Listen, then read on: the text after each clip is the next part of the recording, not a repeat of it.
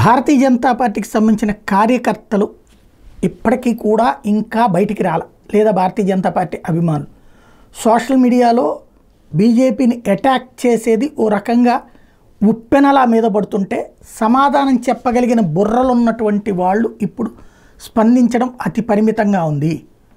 ఇప్పటికైనా గుర్తుపెట్టుకోవాల్సిన అంశం, టోటల్గా దేశంలో పోలైనటువంటి ఓట్లు బీజేపీకి 23,69,00,000 వచ్చినాయి.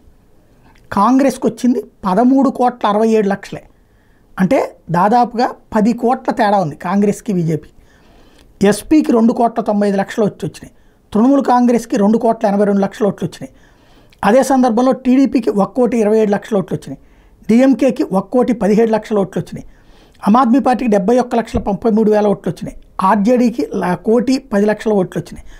జేడీయూకి 80,39,000 ఓట్లు వచ్చినాయి. కాంగ్రెస్ పార్టీ 10 కోట్ల ఓట్లకు పైగా వెనుకబడి ఉంది. టీఎంసీ, ఎస్పీ, ఆర్జేడీ 20 కోట్ల ఓట్లతో వెనుకబడి ఉన్నారు. అయితే వాళ్ళు మాత్రం తామే గెలిచినట్టు, అంటే అసలు గెలవరు అనుకున్నటువంటి వాళ్ళు పాస్ మార్క్ వచ్చింది కాబట్టి సంబరపడిపోతున్నారు. అదే సందర్భంలో